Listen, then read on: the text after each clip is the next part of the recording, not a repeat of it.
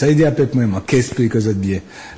Bienvenue à vous dans votre émission, excusez-moi, bienvenue à vous dans votre émission Tout pour tête. C'est le rendez-vous hebdomadaire. Et qui dit tout pour tête dit une équipe. Ça a été Louis. Nous la Kachambe. Tranquillement? Oui. Comme au mois de mars qui continue. Non, nous en février toujours. Moi pressé quand même. Hein. Moi très pressé. Hein. Deuxième mois de l'année, moi j'arrive au troisième mois. Mais bon, bref. Donc ce soir, nous allons parler de l'innovation éducative. Et pour cela, nous avons un invité. Bonsoir notre invité. Bonsoir les amis, bonsoir aux téléspectateurs de Zouk TV, téléspectatrices et téléspectateurs de Zouk TV. Bienvenue à toi Laurent d'être présent, si tu peux te présenter s'il te plaît. Laurent Moïse, alias Moses, éducateur populaire et chef de projet auprès de l'association IM7. Comme vous l'avez constaté, Laurent avait déjà participé il y a quelques mois à l'émission. Je ne me rappelle pas de la thématique, mais je sais que c'était une très belle thématique. Et là, c'est les voyages dans la Caraïbe. Voyage dans la Caraïbe. Oui. Et puis des constructions aussi sur certains aspects aussi. L'accueil des étrangers. Voilà, tout à fait. Très humaniste l'émission, oui, je me rappelle. Très intéressante. Je vous invite à la revoir si vous avez la possibilité via les réseaux comme Facebook ou YouTube. Et ce soir, nous allons parler dans l'aspect éducatif des choses. Et pourquoi nous allons parler dans cet aspect-là, Ulrich? Alors là, de point de vue praticien, donc de retour sur le terrain, je constate qu'il y a une opposition entre une éducation traditionnelle et une nouvelle éducation nouvelle en tout cas, une nouvelle forme d'éducation. La traditionnelle considère que l'enfant n'a pas une totale intégrité. D'accord ? Il est assujetti en tout cas à ce que lui disent l'adulte. Il n'est pas en capacité de prendre ses propres décisions. Il n'est pas en capacité d'agir dans le réel comme les adultes peuvent le faire. Et du coup, le fait que on a ces a priori là sur les enfants, ça fait en fait qu'on peut se permettre d'avoir notamment des violences éducatives envers eux, qu'elles soient physiques ou verbales, parce qu'effectivement, si on ne les considère pas comme des sujets, ben on est en capacité effectivement de les dominer et les oppresser. Et un modèle moderne justement qui a rompu avec cette notion-là et qui veut que l'enfant soit au centre des préoccupations et qu'on le considère comme un être à part entière, donc qu'il a des besoins, qu'il a des réflexions, qu'il a son mot à dire finalement. Mais en fait, ça crée un conflit parce que du coup, il faut réussir à créer un nouveau modèle en fonction de cette opposition-là. Et c'est pas forcément évident parce que, comme je le dis en tant que praticien, surtout quand on agit avec les enfants, on reproduit beaucoup des schémas qu'on a en fait vus. Parce que en fait, c'est des réflexes en fait qu'a le cerveau d'aller chercher les modèles qu'il connaît pour pouvoir les pratiquer. Mais en fait, on se rend compte en étant sensibilisé à ce qui concerne les violences éducatives que des fois en fait on est violent. Donc, est-ce qu'on a envie de continuer justement à transmettre cette idée des choses, à être toujours dans cette vision-là? La question se pose et je pense qu'il faut en débattre pour qu'on réussisse à créer un nouveau modèle qui sera peut-être plus cohérent et qui va un peu plus intégrer la jeunesse. On va pas les considérer comme des choses en fait qu'on peut manipuler, utiliser, qu'on peut critiquer à tout va, mais peut-être en fait les faire rentrer finalement dans la société et considérer en fait qu'ils en font partie et que du coup ils ont autant de droits que tout le monde, quoi. Donc c'est pas parce que c'est un enfant qu'il ne peut pas justement même proposer des choses qui feraient avancer la cité. À travers ton introduction, il y a beaucoup d'interrogations. Mais et toi, qu'en penses-tu de son introduction? Je trouve l'introduction intéressante parce que ça pose le débat de la complémentarité et plutôt pas de la complémentarité, mais de la synergie entre les approches classiques et innovantes d'éducation. Parce que l'éducation, on a tendance à la réduire à l'éducation nationale, sauf que l'éducation, c'est un phénomène qui opère à 360 degrés. En fait, c'est un phénomène holistique. Donc, on est éduqué partout. Lorsqu'on est un individu à un certain niveau de vie, en fait, dans une certaine tranche de vie. Donc oui, bien sûr, ouais, le débat qui est posé, finalement, c'est un débat qui est sain, puisque à mon humble avis, de par nous aussi étant sur le terrain, je pense que le système dans lequel nous vivons atteint des limites. Et que ces limites étant atteintes dans certains cas, ça crée des effets que l'on ne désirait pas à la base. Donc, comment on contrecarre les effets? Est-ce qu'on fait des réformes? Donc, on adapte la forme du système aux effets? ou est-ce que l'on remonte un petit peu plus loin, on va chercher la cause et que là, du coup, on s'interroge sur la forme du système, comment il fonctionne et éviter justement de l'emmener dans une atteinte de ses propres limites. Travailler la problématique dans la profondeur pour savoir l'orientation et la direction. Oui, puisque là, il s'agit de politique publique. C'est clair, l'éducation, c'est l'un des piliers de la construction d'une société, d'un peuple, d'une nation, peu importe comment on le considère, mais c'est un pilier incontournable. Donc, bien sûr que c'est un sujet qui est prioritaire. Ben, vous avez vu le ton de l'émission de ce soir, hein? On vient de commencer et il y a déjà beaucoup de choses à dire. Et pour débuter, pour la première question, quelle technique d'éducatif populaire, puisqu'on rappelle que tu es également éducateur populaire. C'est bien ça, oui. Avant de poser la question, c'est quoi un éducateur populaire? Alors, l'éducation populaire, si je devais trouver un synonyme, c'est être animateur socioculturel. C'est-à-dire utiliser des approches, des outils qui ne sont pas classifiés comme étant des outils académiques ou universitaires ou classiques et qui proposent en fait la même approche éducative mais avec des outils différenciés, tout simplement. Tu es de la bonne émission, hein. Tu peux peut-être chercher de nouvelles alternatives. C'est exactement ça, quoi. Donc je vais revenir à la question. Quelle technique d'éducation populaire utilisez-vous pour accompagner les jeunes en difficulté et en quoi ces méthodes remettent-elles en cause le modèle institutionnel traditionnel? Alors, la question est en deux parties. Je vais commencer par répondre par la deuxième partie, c'est-à-dire en quoi les méthodes que nous utilisons remettent-elles en cause le modèle institutionnel traditionnel. Nous, on ne pense pas qu'on remette en cause le modèle.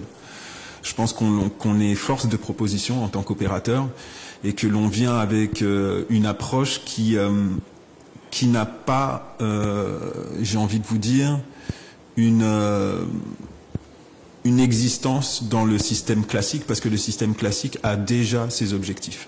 Donc nous venons en fait avec une approche qui va venir non pas ni contester, ni concurrencer, mais venir en fait supporter la direction que prend la politique publique éducative. Concrètement, dans nos ateliers, il n'y a pas de système de notation ni d'évaluation. Il n'y a pas de production intellectuelle avec un rendu sous forme de que ce soit un écrit ou ce genre de choses. Nous, le but de nos interventions, c'est de s'atteler en fait à une seule et unique matière qui n'est pas traitée par l'éducation nationale à proprement dit, c'est le développement des compétences psychosociales. Les compétences psychosociales, c'est selon l'OMS, mais en même temps, on pourrait trouver des définitions dans d'autres structures, c'est nos habilités en tant qu'être social à interagir, à trouver notre place et à s'épanouir dans une société. Donc on a l'émotionnel qui va rentrer en ligne de compte, le cognitif, le mental. Et donc le but du jeu, en fait, c'est, si je devais résumer ça avec un mot, c'est de s'attarder sur la construction identitaire de chaque individu et faire en sorte, grâce à l'éducation, de trouver sa propre voie, de trouver sa place, de construire son parcours en tant que citoyen et en tant qu'être social, et aussi d'être épanoui dans ce qu'il est. Ça rentre dans l'estime de soi. Ça rentre dans l'estime de soi, dans la confiance en soi, dans l'amour de soi, la valorisation. Il y a un mot un petit peu galvaudé, fourre-tout que l'on utilise dans ce genre de circonstances, c'est plutôt ce qu'on appelle le développement personnel. Moi, j'aime pas trop cette appellation parce que ça tendrait à dire qu'il y ait des personnes qui ne se développent pas, en fait. Ce qui est radicalement faux, mais oui, c'est en cela que nous, en fait, on vient avec des outils qui permettent aux enfants d'être dans une attitude et une posture qui est innovante pour eux, puisque pour la première fois, dans la première fois, en tout cas avec nous, quand ils sont en cours avec nous, il n'y a pas le cadre dans lequel ils ont l'habitude d'évoluer. Donc l'attitude, tous les leviers de résistance, de rejet, d'incompréhension, j'ai même envie de vous dire, de violence.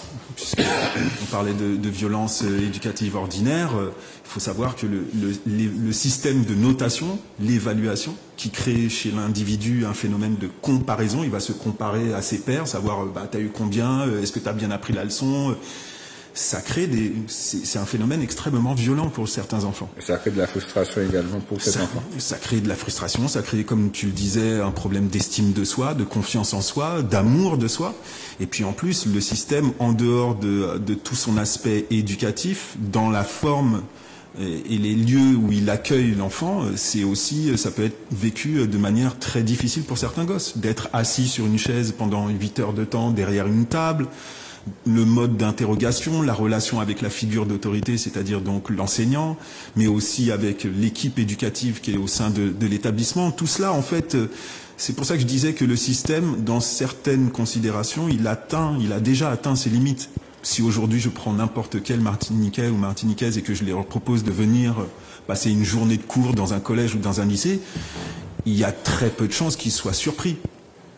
Pourquoi? Parce que le process d'enseignement n'a pas fondamentalement changé. Donc c'est en cela que nous, avec nos techniques, nos outils, on amène quelque chose d'innovant, de frais. Donc, tu peux rappeler ton organisme, ton association? Ouais, l'association IM7, on développe ce qu'on appelle des ateliers d'intelligence collective. En gros, ça veut dire quoi? On se pose et puis on discute sur des sujets qui concernent la réalité quotidienne des enfants. Que ce soit consommation culturelle, vision de la société, capacité de projection, système économique, enfin bref, tout est substance en fait à discuter. Parce que les enfants ont besoin d'être le plus tôt possible, non pas intégrés à la société comme étant des maillons d'un système de fonctionnement, mais ils ont besoin d'être considérés en tant qu'individus. Et pour être considérés en tant qu'individus, avant même de faire quoi que ce soit dans le faire, il faut accompagner l'être. Et pour accompagner l'être, il faut l'écouter et lui donner des espaces de libération de la parole.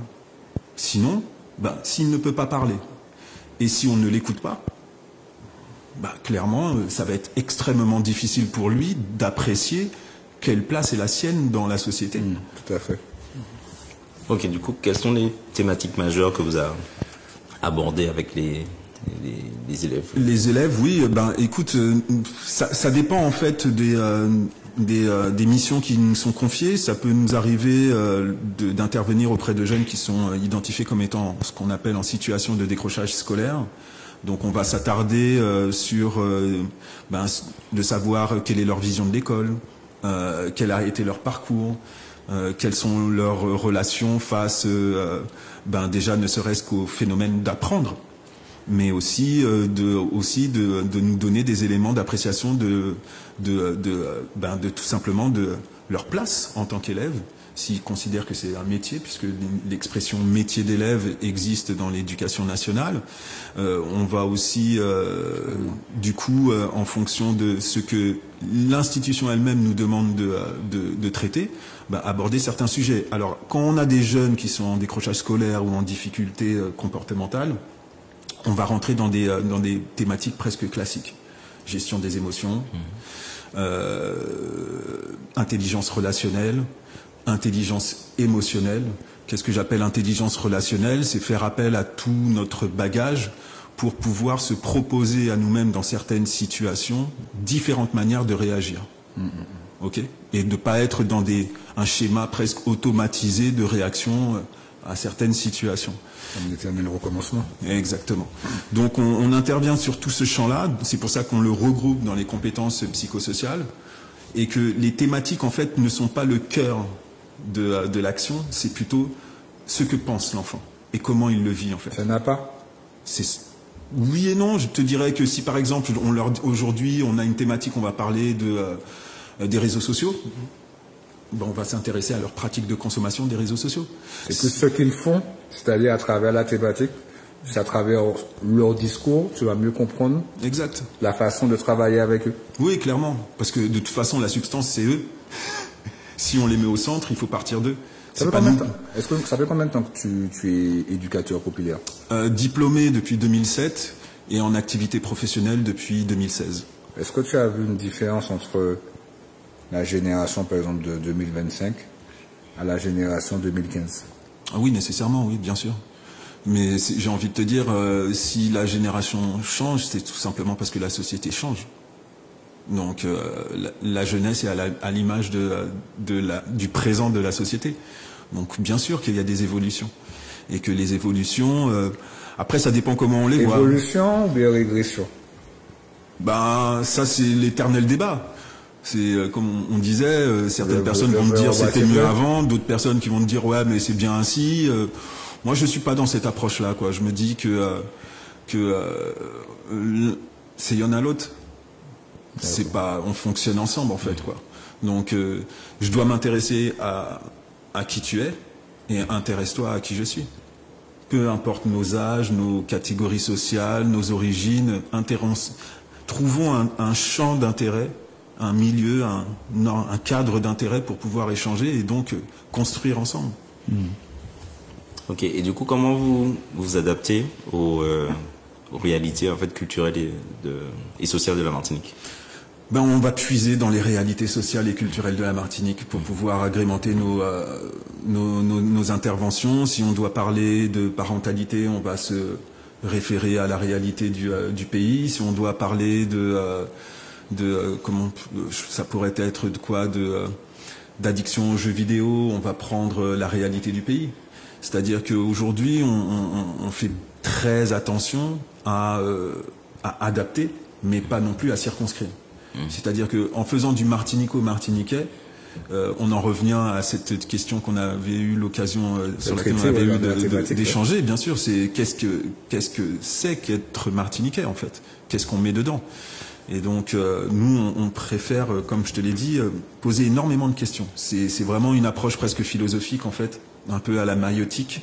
Donc l'accouchement des esprits, c'est de savoir comment tu penses, comment tu vois les choses, qu'est-ce que tu... Et puis du coup, avec la substance qui est mise sur la table, ben c'est là rentrer si on considère que la substance qui est sur la table est une problématique, nous travaillons ensemble pour trouver des solutions.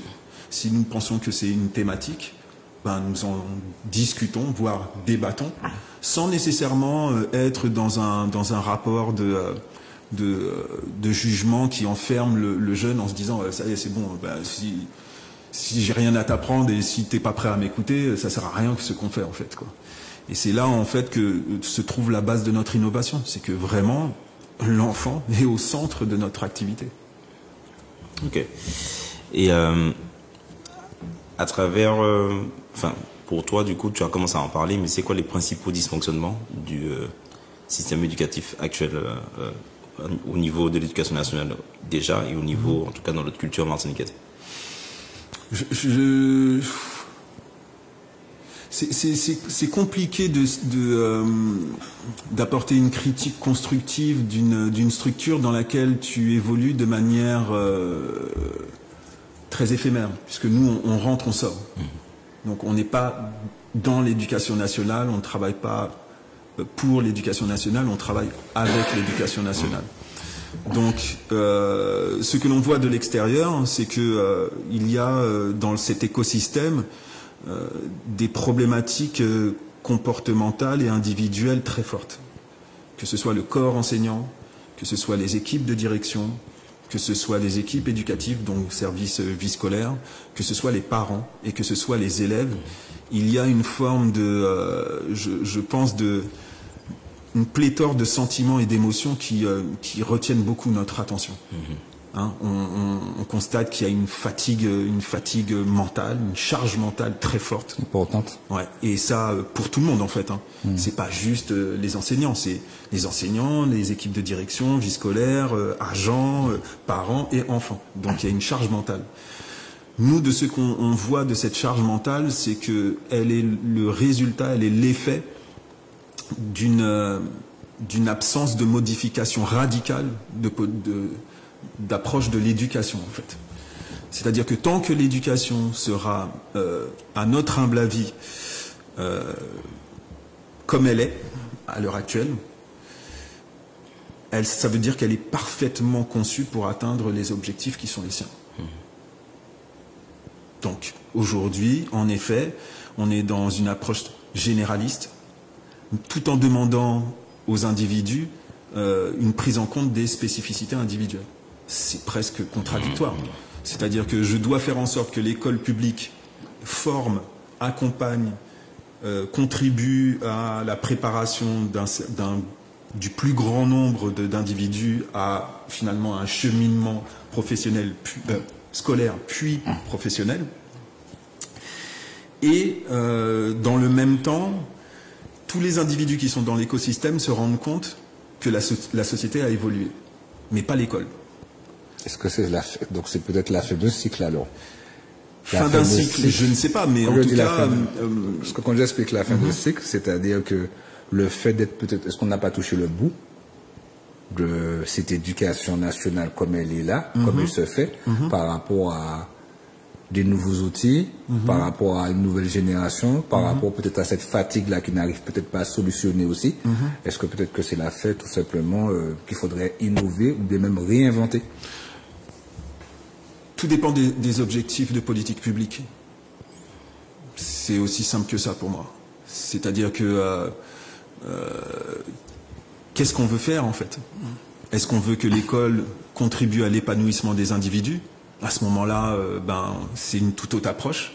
Est-ce qu'on veut que l'école prépare les enfants à l'insertion professionnelle? À ce moment-là, on est dans une toute autre direction. Ou est-ce que l'on veut que l'école soit adaptée à la réalité du temps présent avec un changement d'approche en termes d'apprentissage de compétences au lieu d'apprentissage de savoir? Donc c'est des directions qui sont vraiment très prononcées et très claires en fait, quoi.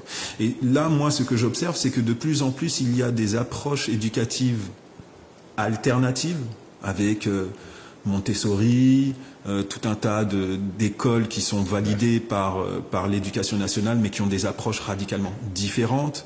On va beaucoup aller chercher dans les réformes des actions qui sont menées dans des pays étrangers, mais qui ont fait leurs preuves depuis 25, 30, 40, 50 ans, et que donc, du coup, on intègre nous maintenant. Mais si on les intègre nous maintenant, il faut bien s'attendre à ce que ça prenne du temps, c'est-à-dire 20, 30, 40, 50 ans avant que ça produise des effets très profonds et visibles dans la société. Donc, l'approche de dire il faut tout refaire, c'est strictement impossible. Tu peux pas mettre l'éducation nationale sur pause. C'est pas possible. Donc il faut segmenter le problème et le prendre par morceaux et le résoudre. Moi je pense que la première des cibles à former, c'est le corps enseignant. Le corps enseignant, c'est le pilier de l'éducation nationale. C'est un métier c'est même pas un métier, c'est une vocation. Et c'est un métier professionnel. Beaucoup de parents se sont rendus compte du professionnalisme du corps enseignant lorsqu'ils se sont retrouvés eux-mêmes à devoir assurer la continuité éducative pour leurs enfants lors du confinement. Et je pense que c'est l'axiome en fait qu'il faut traiter en priorité, c'est-à-dire non pas refondre le métier d'enseignant, mais le former pour qu'il soit mis à jour.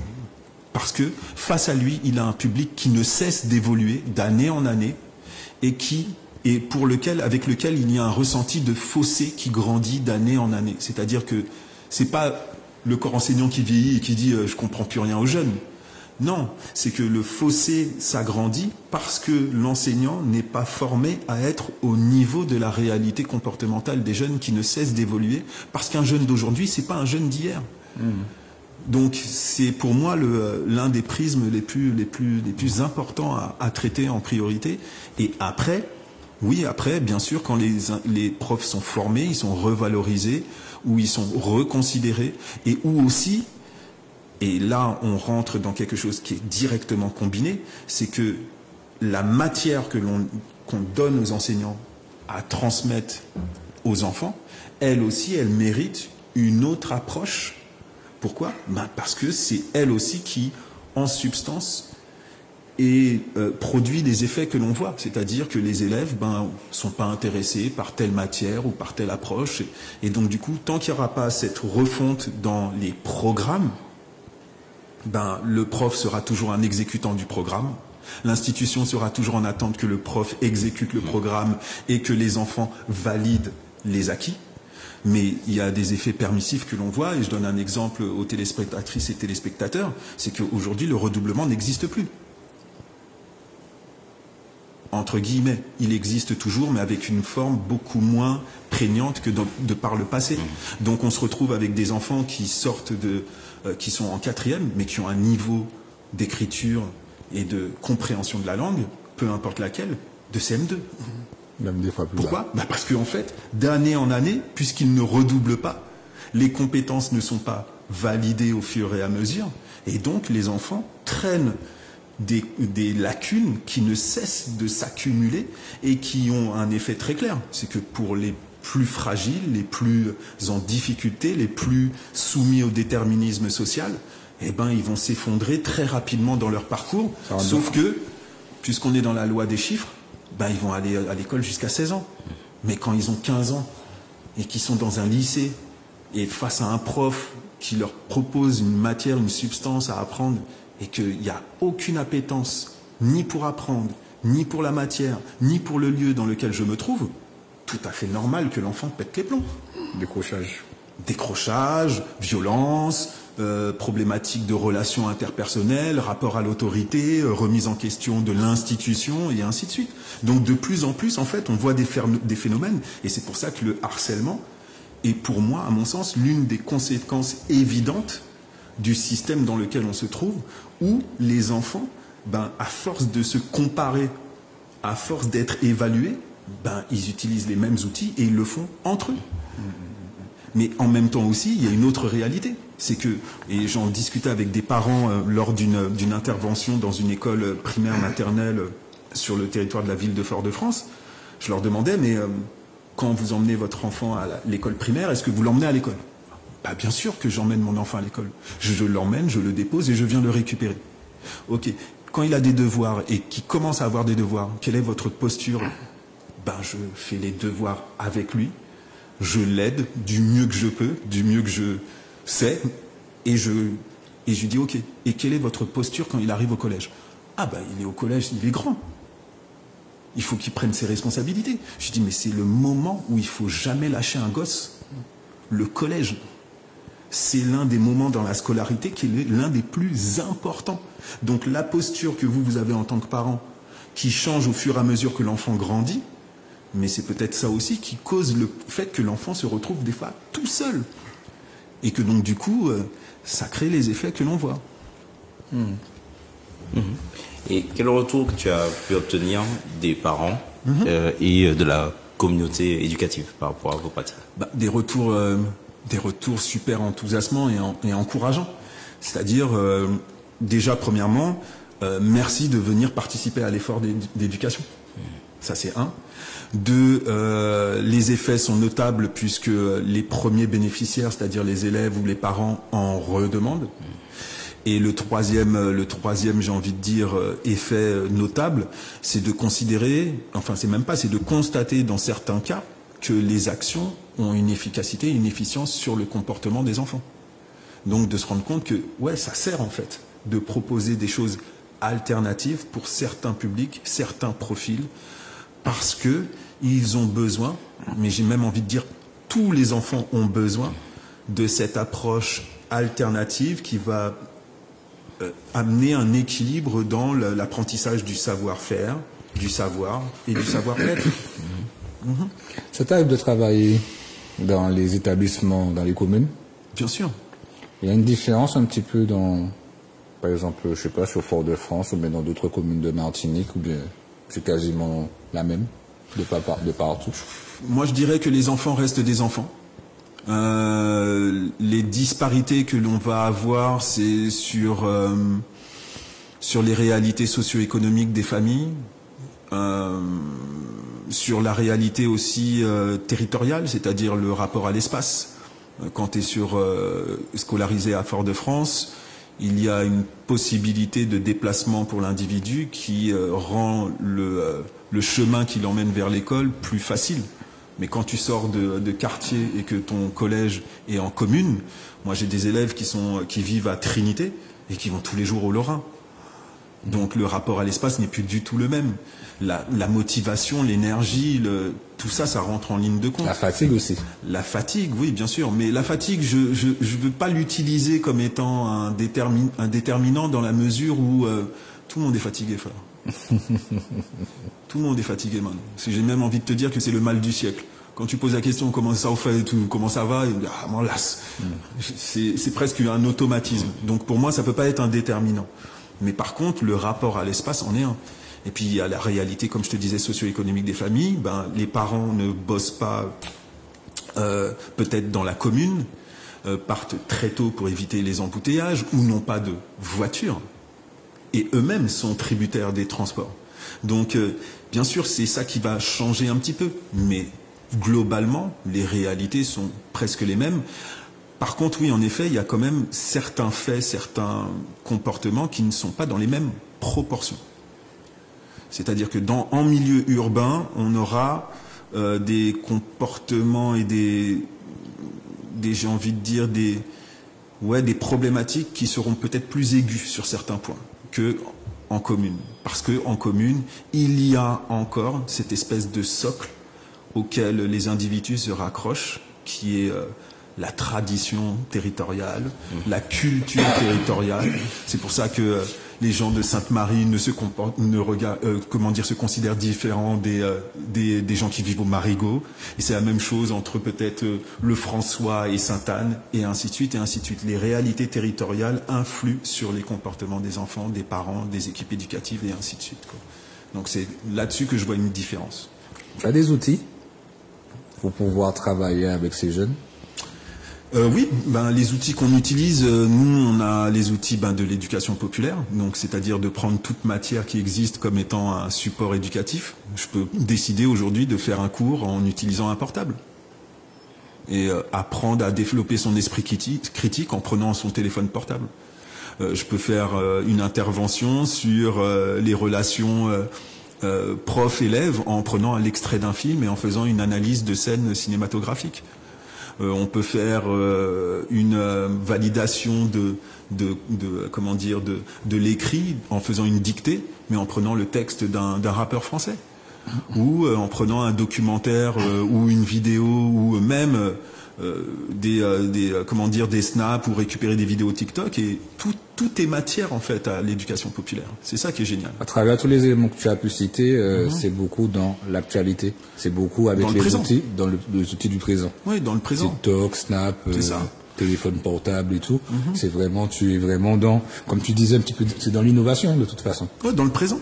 Et puis après, c'est vrai que dans les techniques d'intervention, pour pouvoir amener les individus à réfléchir, à proposer, à se sentir valorisés, intéressés, on a des outils qui viennent du monde du coaching, on a des outils qui viennent aussi de la psychologie, de l'éducation normative ou positive, on fait de la communication non violente, on utilise des approches innovantes comme le profilage mental, on utilise aussi la psyché-box, qui est de la boxe éducative qui est utilisée comme un médium d'expression des émotions.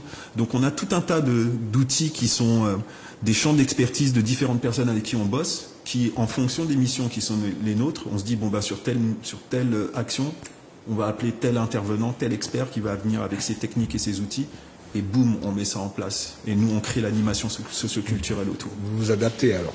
Toujours, sans cesse, non-stop. Mais toujours en restant à notre place.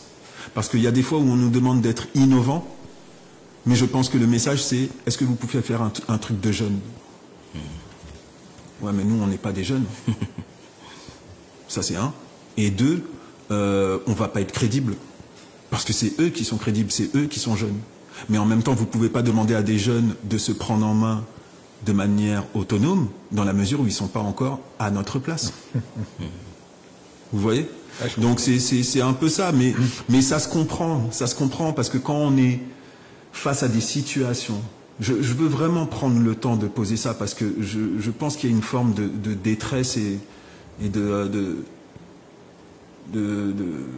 comment je pourrais vous dire ça, les amis? Moi, je pense que toutes les personnes qui travaillent à l'éducation nationale et qui travaillent dans l'éducation tout court, même dans l'éducation judiciaire, ils sont très très impliqués, très très engagés. Ce sont des personnes qui se donnent à corps et âme pour leur travail et leur mission. J'ai rarement vu des personnes qui viennent là pour l'argent. J'ai rarement vu des personnes qui viennent là en mode j'en ai rien à faire des enfants. Bien au contraire. J'ai des gens qui sont épuisés, qui sont fatigués. Pourquoi? Parce qu'en fait, ils y croient. Mais il y a peut-être ce ressenti de leur part que ce qu'ils font commence à se délite en fait, perd du sens d'année en année. Eh ben, il commence à arriver au bout alors. Et alors au bout de quoi? C'est ça le problème. Quand je disais au bout, à savoir que la fin d'un cycle, tu vois, on peut avoir toute la motivation, mais comme tu disais, si peut-être qu'il n'y a pas de directive rafraîchissante nouvelle pour amener un nouveau souffle, un souffle nouveau, eh ben peut-être que, ok, on est déterminé, on souhaite faire certaines choses, mais on n'a pas plus d'outils, plus d'idées à faire plus. C'est pour ça que je demande une reconnaissance puissante de la part de notre population vis-à-vis de ces métiers. Parce que si vous êtes, imaginez-vous à leur place, vous êtes exposé à des publics pour lesquels vous sentez qu'il y a un fossé qui se creuse dans le travail que vous devez faire avec eux, mais en même temps vous savez que si vous lâchez, il n'y a personne derrière. Parce qu'il y a une crise de la vocation derrière. C'est-à-dire que les instituts de formation du personnel enseignant, ok, il y a de nouveaux profs qui arrivent, mais ils vont sortir du même moule.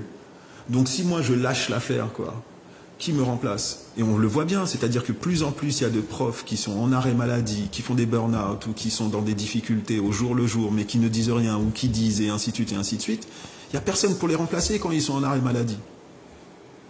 Et c'est pas spécifique à la Martinique, c'est spécifique à l'éducation nationale, parce que l'éducation nationale, c'est pas une grosse machine qui a pour objectif d'écraser l'humain, en fait, quoi. Sa principale substance, comme le capitalisme, c'est l'humain. Donc elle a besoin de prendre, dans une commune mesure, soin de l'humain pour s'assurer que la mission soit menée à son terme. Mais c'est pour ça que moi j'ai beaucoup de respect pour ce que j'estime être une forme de sacrifice. Énormément de respect pour le corps enseignant, pour les équipes pédagogiques, et c'est pour ça que nous, quand on y va, on arrive là et on dit on n'est pas contre vous, et on n'est pas là à dire que vous faites pas votre boulot. Vous faites votre boulot et nous on va faire le nôtre, et on va faire ensemble en sorte que si ça croise et que ça permet aux enfants d'être dans une meilleure considération de leur être, ils bon. Tu vois? Louis, j'aurais aimé avoir, avant que tu puisses poser la question, j'aurais aimé également avoir ton avis, puisque toi-même également tu es dans l'enseignement, tu as travaillé dedans, donc par rapport à tout ce qu'il vient de dire. Ben, en fait, c'est totalement le constat que je fais. C'est-à-dire que il y a donc effectivement un épuisement global, mais de toutes les composantes. Et à un moment donné, effectivement, on peut pas faire de pause dedans, mais ce serait bien de faire un bilan. Et en fait, j'ai l'impression en fait qu'on fait pas de bilan, parce qu'en fait, on est toujours dans le rush, on est toujours dans ce truc-là. Et le bilan, on le fait quand on est touché par des crises. Le confinement a permis finalement de faire un bilan, et ça a permis de montrer qu'on peut arrêter une société dans son rapport à la production. Et pour ça, elle ne meurt pas. En fait. Les gens ne meurent pas. La nature, même des fois, même reprend ses droits. On se reconnecte avec deux choses qu'on n'avait pas l'habitude de faire, donc de faire du jardin, etc. Donc, je pense que on a en capacité de là faire un bilan, de se dire en fait toutes les composantes, en tout cas de se dire wow, allez, on souffle un peu et on regarde en fait quelles sont nos pratiques, comment ça se passe, parce que effectivement si on continue comme ça, on va vers des situations qui sont de plus en plus critiques. Je rappelle que par exemple sur la Martinique, on perd des enseignants chaque année, et chaque année les syndicats tire la sonnette d'alarme en disant arrêtez, en parlant notamment au rectorat, en disant arrêtez de supprimer des postes sous prétexte qu'il y a de moins en moins d'enfants. Ok, il y a de moins en moins d'enfants, mais gardons les effectifs. Comme ça, faisons en sorte que de passer à un prof pour 25 enfants à un prof pour 15. C'est quoi au contraire, ce sera de plus en plus qualitatif et il y aura moins ce côté épuisement. Mais sauf effectivement qu'il y a des logiques de l'éducation nationale, du grand mammouth, qui n'est pas la logique en fait de l'acteur de terrain qui peut être un prof qui est syndiqué. C'est pas les mêmes enjeux. Donc forcément, l'éducation nationale, eux se disent, ah, banco, comme ça on réduit les coûts et ça nous permet justement d'allouer des budgets. Mais sauf que dans la réalité, déjà, il y a de moins en moins de budget. En plus, il y a des difficultés qui ont été révélées les semaines d'avant. Il y a même des collectifs qui ont fait des appels, des pétitions pour dire que les subventions réduisent. Et si les subventions réduisent au niveau des travailleurs sociaux et des animateurs socioculturels, en fait, c'est de moins en moins d'acteurs qui apportent ce souffle. Donc oui, c'est exact. Les constats qu'il fait, c'est des choses effectivement qui sont assez visibles pour ceux qui travaillent et qui s'intéressent justement aux dynamiques de l'éducation en Martinique. Mais comme il l'a dit, c'est pas un truc martiniquais. c'est le système français tout court en fait qui est en train de global. Voilà. Mais je dirais même que c'est au-delà de la France. Hein. Quand tu t'intéresses un petit peu au fonctionnement des systèmes éducatifs dans d'autres pays, il y a des difficultés des fois presque à l'identique. Et ça, c'est véritablement une interrogation d'ordre politique. C'est que fait-on de nos systèmes éducatifs? J'entends beaucoup de bienfaits dans les pays scandinaves, ou bien sinon au Japon. C'est bon, en même temps, c'est là seulement qu'on parle, hein. C'est là seulement qu'on donne, je dirais, les bons points. Alors je vais me permettre de donner une nuance quand même, c'est que on parle des bienfaits des systèmes éducatifs dans les pays étrangers, mais on parle pas des méfaits. Le système éducatif japonais, c'est l'un des premiers où tu as le nombre de suicides chez les jeunes le plus élevé. Donc tu vois, à chaque avantage, chaque bienfait existe, mais peut-être pas de manière très visible, un méfait, un impact sur les individus et un impact nocif, toxique, voire même létal. T'as des enfants qui se suicident. Carrément. Mais bien sûr, frère, quand tu as une pression de la réussite, quand tu as une culture de la réussite dans certains pays, nécessairement que il faut pas oublier que les enfants, en fait, ils sont pas tous, et c'est là, en fait, la problématique de l'approche politique de l'éducation, c'est que chaque enfant est différent. Chaque enfant est différent. Donc l'approche généraliste, universelle, est louable en soi. Elle est même noble. Mais quels sont les moyens que tu alloues à pouvoir partir, comme disait Césaire, du particulier pour tendre vers l'universel? Et pas l'inverse. Pas l'inverse. Pourquoi? Parce que quand tu as des profs qui vont se retrouver face à 4, 5, 6, 7, puis après, au bout d'une évaluation, ils se rendent compte que la moitié de la classe est en dessous du niveau ou des attendus. C'est déstabilisant quand même. Hein. C'est déstabilisant. Donc tu vas te dire, il me faut consacrer plus de temps à ces gens-là. Mais après, on va me dire que je délaisse les 15 autres qui sont dans le ventre mou et les 5 tops qui sont les premiers de la classe, qui seront toujours les premiers de la classe et qui ont une appétence folle parce que des fois, en grande majorité, ils sortent de milieux sociaux professionnels où la stabilité affective, culturelle est au rendez-vous. Et donc leur permet d'avoir une assise sur laquelle et où les parents sont impliqués et ainsi de suite et ainsi de suite. Bon, après, j'ai pas envie de créer des cases, mais on observe ça. C'est un peu une généralité, même si on ne veut pas forcément globaliser, dire que c'est ça, mais ça reste une réalité. Donc oui, clairement, il faut il y a de très bonnes choses en fait dans l'éducation nationale. Il y a de très bonnes choses. Et puis il y a des mauvaises choses, comme partout. Le but du jeu, c'est qu'est-ce qu'on fait? Est-ce qu'on soigne les symptômes et donc les effets, ou est-ce que on se prend la tête un moment et on fait pause et on se prend la tête sur les causes et les véritables causes? Et j'ai envie de dire, tout le monde les connaît. Même l'institution connaît ses propres failles. Mais malheureusement, l'institution est elle aussi dépendante d'un niveau supérieur de politique publique générale qui fait que elle fait avec les moyens qu'elle a. Et ça, c'est extrêmement frustrant pour nous toutes et nous tous. Qui qu'on soit dans cet écosystème en tant que parents, enfants et ainsi de suite. Je voulais, effectivement, comme tu l'as dit, commencer à relativiser sur... On va forcément présenter les modèles qui sont les plus aptes à produire justement des futures personnes qui vont être dans un qui vont être productifs en fait. Simplement, le modèle japonais, s'il est tant valorisé, c'est parce qu'il permet de produire des gens productifs, des enfants qui sont productifs. Oui, effectivement, à 7 ans, il saura faire de multiples multiplications, mais comme il l'a dit, est-ce que l'enfant a la capacité de gérer toutes ces choses-là? En tout cas, est-ce qu'une masse d'enfants, parce que là, du coup, c'est tous les enfants japonais, enfin, beaucoup en tout cas, qui sont soumis à ce système-là, est-ce qu'ils sont tous capables de gérer cette pression et de pouvoir la retranscrire sainement? Non, parce qu'il l'a dit, effectivement, il y a des taux de suicide. Donc, il faut faire attention à ça. J'ai donné aussi l'exemple scandinave. Oui, mais du coup, l'exemple scandinave, c'est la même chose. Il fonctionne, mais dans quel cadre? Dans quelle société? avec quelle histoire, voilà, c'est ça quelle aussi. culture, quelle tradition. La société n'est pas la même aussi. Et les attentes ne sont pas les mêmes et puis également. surtout, quel mode de gouvernance politique depuis 10, 20, 30, 40, 50 ans concernant l'éducation, tout Comme simplement. tu disais tout à l'heure là, à savoir qu'il y a peut-être un système en place que si on veut l'adapter, mais eux ils ont pris 30 ans pour pouvoir l'adapter, donc ça va pas se faire du jour au lendemain. Je te donne un exemple. Nous, Français, dans l'éducation nationale, pas en termes d'identité, là je parle comment dire, de système éducatif. Nous, Français, quand on a besoin d'aller chercher des outils à adapter à la réalité de l'éducation nationale française, on va au Canada. Parce que les Canadiens ont développé tout un tas d'approches, de formations, de trucs qui sont hyper intéressantes en termes comment dire, de théorie, d'intellectualisation, de l'accompagnement et tout, et ainsi de suite. Mais quand tu fais un copier-coller, tu vois bien que ça marche pas. Parce que les Canadiens ne sont pas des Français. Et que les Français ne sont pas des Canadiens. Voilà.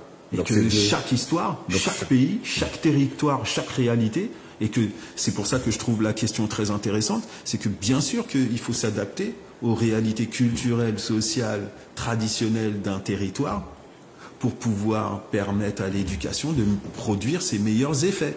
Mais encore faut-il savoir qu'est-ce qu'on attend de l'éducation. Est-ce qu'on veut créer des individus qui soient productifs à terme ou est-ce que l'on veut des individus qui soient dans une forme d'équilibre psycho-émotionnel? Est-ce qu'on veut plutôt qu'ils soient compétents dans une approche citoyenne de leur place dans la société? Et ainsi de suite. Et comme les Canadiens ne sont pas des Français, et les Martiniquais dans la conception, dans leur réflexion aussi, à 7000 km ne voient pas forcément comme les Français aussi. Certes, il y a l'outil, mais est-ce que cet outil-là aussi sera adapté par rapport...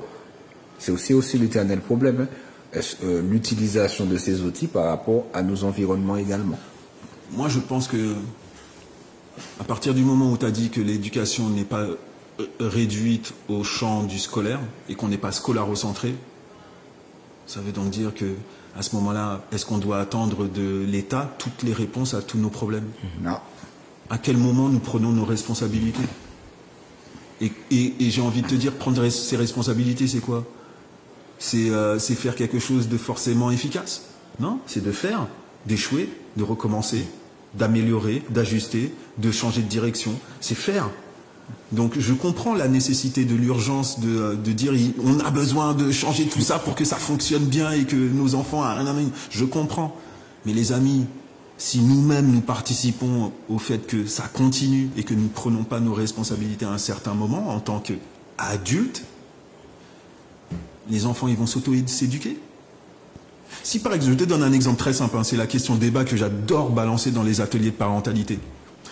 Vous reprochez en substance à l'école de proposer d'être à l'institution, de réfléchir à un moyen de proposer une éducation à la sexualité aux enfants.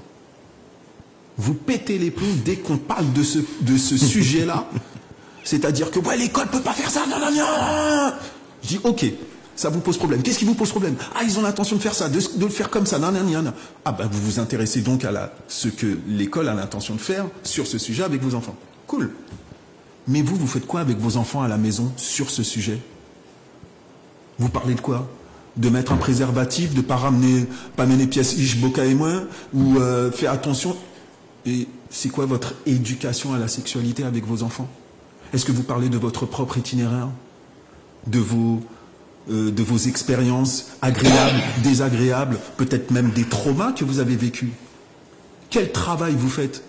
Vous reprochez à une institution de prendre en substance quelque chose qui nécessite une éducation, vous lui reprochez de prendre sa responsabilité au moment où vous fuyez les vôtres. On fait quoi? Vous vous plaignez du comportement des jeunes, mais qui les éduque? Il y a un moment où il faut être responsable. C'est ça, être parent. C'est être responsable aussi. C'est de ne pas attendre tout le temps, nécessairement, que ce soit l'autre qui fasse pour nous. Donc, il y a certains sujets où nous avons besoin d'être dans une intelligence collective et de prendre nos responsabilités. Nous en avons bénéficié lorsque nous étions plus jeunes. Nous avons eu droit à un tissu associatif, à un maillage associatif hallucinant, frère. On pouvait apprendre à jouer d'un instrument de musique, on pouvait pratiquer tout un tas de sports, on pouvait se retrouver dans des sorties, c'est-à-dire que tout ce qui était autour de l'école, il y avait un champ éducatif, pas alternatif. Je trouve que c'était souvent en hexagone, mais pas forcément en Martinique. Tu rigoles, quoi.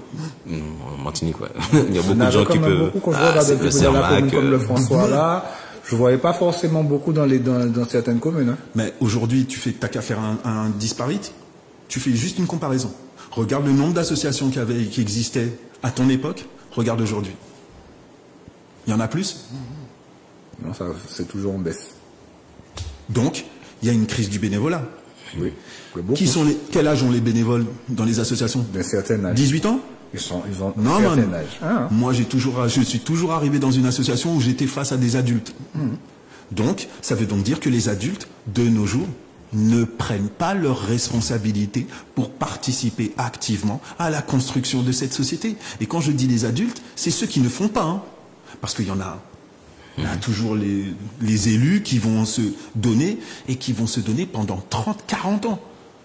J'ai un gars, c'est mon voisin, il est à la Ligue de football, il a passé la retraite depuis 10 ans, il est encore là au club, encore là à la Ligue. Donc c'est un manque de renouvellement alors.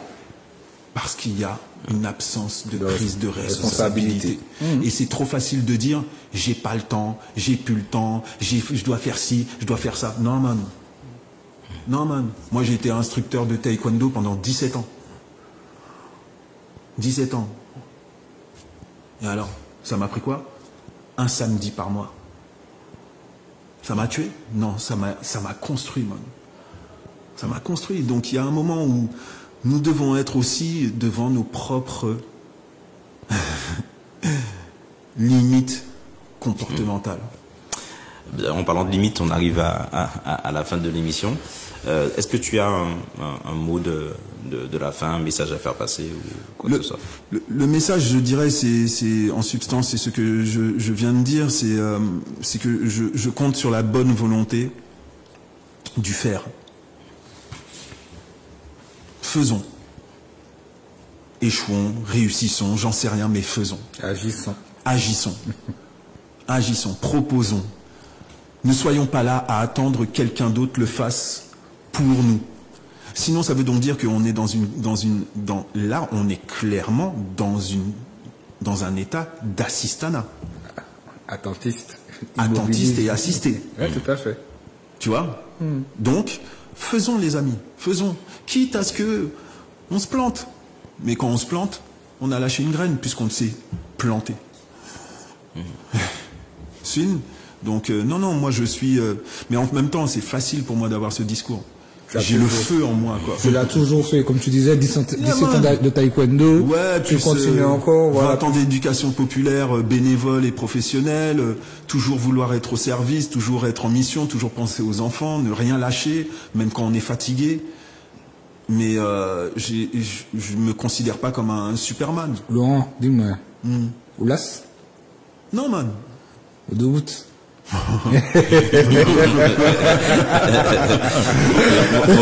Pourquoi il doit répondre? Tout le monde doit comprendre qu'il doute. Ah ouais. Ok, mais en tout cas, voilà, merci pour cet aspect-là justement innovant, une façon innovante de voir comment on peut agir. Et toujours sur l'aspect de responsabilité, c'est bien en fait qu'on ait des luttes sociales, effectivement, pour faire avancer les choses dans le pays. Et j'aimerais en fait qu'on puisse comprendre que les luttes sociales touchent aussi l'éducation. Et c'est prioritaire, c'est important en fait qu'on puisse mettre le nez dedans. Et je vais prendre un exemple, quelque chose de concret. Donc justement, quand on parle d'éducation, on parle d'autres modèles. Allez, comment ça se passe à Cuba, comment ça se passe au Japon, dans les pays nordiques. Mais comme il l'a dit, il faut prendre nos réalités sociales et culturelles. Ça veut dire qu'il faut réussir à produire aussi de la théorie, produire nos connaissances par rapport à l'éducation, produire notre vécu qui est lié justement à notre culture. Et comme il a dit, ça veut dire qu'il faut attaquer les causes et plus d'être dans les conséquences. Et les causes, en fait, il n'y a que nous qui puissions les connaître, mais il faut pouvoir se poser pour pouvoir étudier ces choses-là. Et comme tu l'as dit, faire des essais, tu as parlé de Montessori, il faut se rappeler que c'est quelqu'un elle a ouvert son école et elle a testé. Elle a, pendant toute sa vie, justement, elle a fait ses tests jusqu'à arriver à monter une théorie éducative qui continue à évoluer. Qui tient la route, ouais, tout à voilà. fait. Et c'est en faisant quoi? C'est en créant son école. Donc, du coup, j'amène en tout cas nos concitoyens à penser au fait que il suffit pas juste d'aller chercher des choses ailleurs, il faut aussi qu'on puisse le construire, et ça se construit avec tout le monde. C'est pas avec des professionnels qui vont passer 15-20 ans dans des bureaux, dans des laboratoires en tout cas à faire le travail. Il y a besoin de ça, parce qu'il y a besoin aussi d'avoir un certain recul, mais il faut des praticiens. Il faut des personnes en fait qui puissent l'expérimenter, et pas seulement des experts, parce que même les experts ont leurs angles morts. Tout le monde a des angles morts. C'est que la communauté justement qui doit arriver à construire ça. On parle souvent de nos aînés. Ah ben oui, intégrons-les. En fait, c'est très compliqué de faire venir des aînés. On passe souvent par des EHPAD, etc. pour les faire venir. Pourtant, en fait, ils n'attendent que ça. Ils adorent ça. Pour avoir mis en place ce style d'atelier, ils kiffent. Les enfants aussi kiffent ce maillage international. C'est génial. Ah ben oui, mais en fait, il faut l'organiser ça. C'est pas juste des personnes par-ci par-là qui ont des idées, des individus en tout cas qui sont debout justement comme tu disais. Mais en fait, c'est tout un système qui devrait l'accompagner pour qu'on puisse aller puiser dans notre culture, qui est déjà bien construite et bien là, pour construire justement toutes ces théories éducatives que, à mon avis en tout cas, qui n'existent pas. Ou en tout cas, c'est dans l'inconscient collectif. Maintenant, je pense qu'il faut le structurer. Ben, vous avez pu assister à une émission très profonde parce qu'il y avait énormément de clés, beaucoup de réflexions. J'espère que vous avez apprécié. Merci encore, Laurent. No problème. Louis Oujassav, yes. Audrey Oujassav également. Sinon, je vous remercie, vous téléspectatrices et téléspectateurs, de nous avoir accordé un peu de votre temps. Zodiac Connect, rendez-vous la semaine prochaine. Bonne soirée à vous.